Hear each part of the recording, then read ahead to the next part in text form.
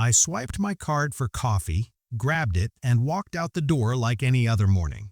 3 days later, that innocent $5 latte had quietly turned into $40 total, 35 of it pure penalty. Just gone. I sat there staring at the notification, replaying the week. I wasn't overdrawn on purpose. I wasn't living paycheck to paycheck in some dramatic way. I just mistimed one small thing. The coffee hit at the exact wrong moment, right after a bigger purchase had already cleared in a way I didn't expect. Fee after fee stacked up like dominoes. At first, I shrugged it off as my own fault. Classic carelessness, right? But then I started digging, and what I found left me kind of stunned. Banks didn't just happen to catch me slipping. They've built an entire quiet machine that turns these everyday human moments into billions of dollars a year in fee revenue. Billions, from people like me who thought they were just buying coffee. The question that kept nagging at me: why does one tiny $5 purchase made at the wrong split second trigger $35, sometimes even $100 in fees, and keep happening over and over? Why does the system feel designed to almost expect us to slip up? Here's what really clicked for me, the part that made my jaw drop a little. Picture yourself walking down a long hallway with a series of doors. You push open door A, that's your coffee purchase, step through, then push door B, groceries or whatever came next. In your mind, it's straightforward. First in, first out. The money leaves in the order you spent it. That's how we all intuitively think accounts work. But banks? They quietly rewired the entire hallway after you've already passed through. They get to choose the order the doors actually close. So even though you swiped for coffee first, they post that $40 lunch you bought earlier in the day before the coffee ever hits. Suddenly, your balance plunges negative before the small purchase even registers. The door slams shut behind you, and they hand you a $35 bill just to let you back in and keep moving forward.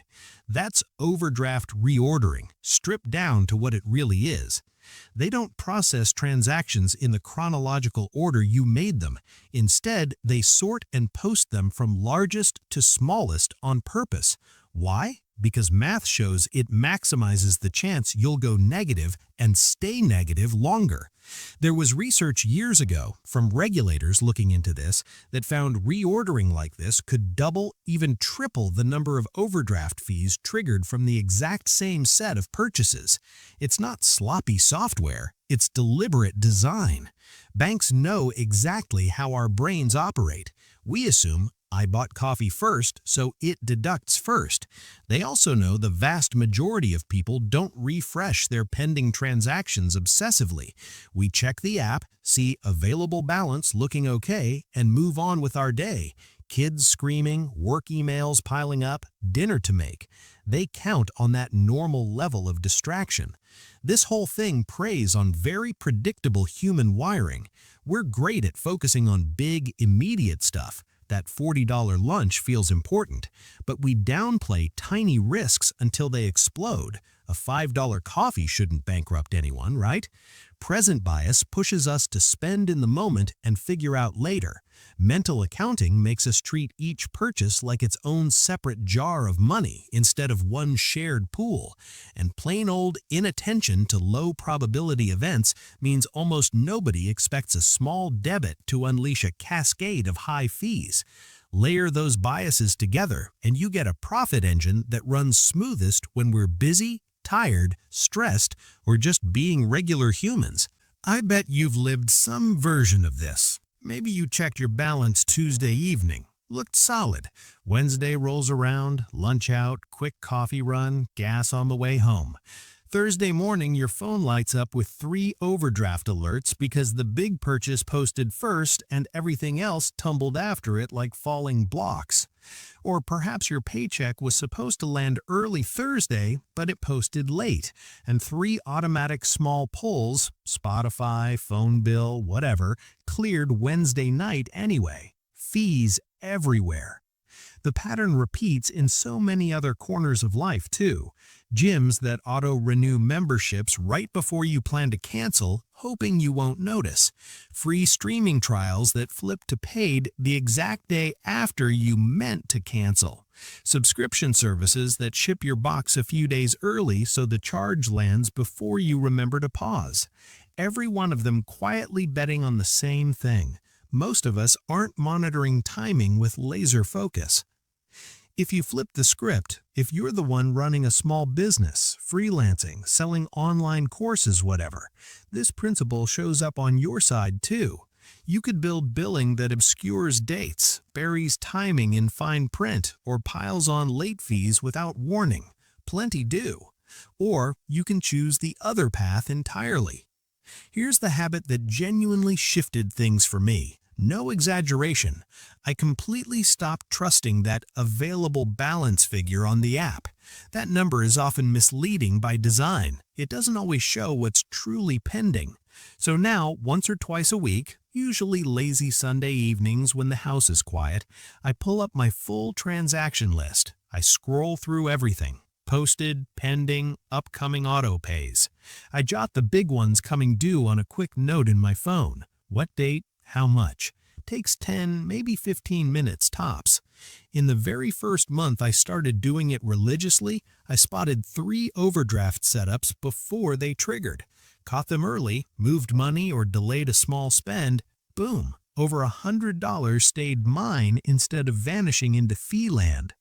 I also flipped on text alerts for any debit under $10 when my balance dips low. It sounds ridiculously simple, almost boring, but those little warnings have pulled me back from the edge more times than I care to count. Small effort, real money saved. Now, if you're on the builder side, small shop owner, service provider, creator selling memberships, here's how the transparent version looks in practice. Spell out exactly when money leaves someone's account. Don't just say billed monthly. Show the actual calendar date right at sign up. Your card pulls on the 15th of each month. If a charge is 3 days away, drop a casual heads up. Hey, just a reminder, your next payment hits this Thursday. Or send a quick text or email the day before a recurring pull. That tiny bit of extra clarity costs almost nothing in time or tools, but it changes how people feel about you. They remember the business that treated them like grown-ups who deserve to know what's happening with their money. Trust compounds way faster than any hidden fee ever could. In my view, the ethical line is sharp and non-negotiable. It gets crossed the second your business model starts quietly relying on people not paying close attention. When a big chunk of your profit flows from distraction, fatigue, busy lives, or folks simply missing the fine print, that stops being smart business. It becomes exploitation dressed up as standard practice. There's worlds of difference between clever, respectful pricing that works with human nature and systems engineered to take advantage of our limits and blind spots. This exact pattern, tiny oversight engineered into major cost, pops up all over the place once your eyes are open to it. Subscriptions might be the sneakiest next layer. That harmless-looking just $9.99 a month you signed up for on a whim can silently rack up $120 over a year for something you completely forgot you even had. We're diving straight into how those quiet traps get set, and more importantly, how to spot and dismantle them before they drain you again. If unpacking these little money leaks this way helps you hold on to more of what you actually earn, stick with me. Hit subscribe, we crack open one of these patterns every week. And drop a comment below. What's one sneaky small fee or charge that quietly ate your money before you finally noticed? I read every single one, and honestly, some of the sharpest real-world examples come right from comments like yours. Talk to you soon.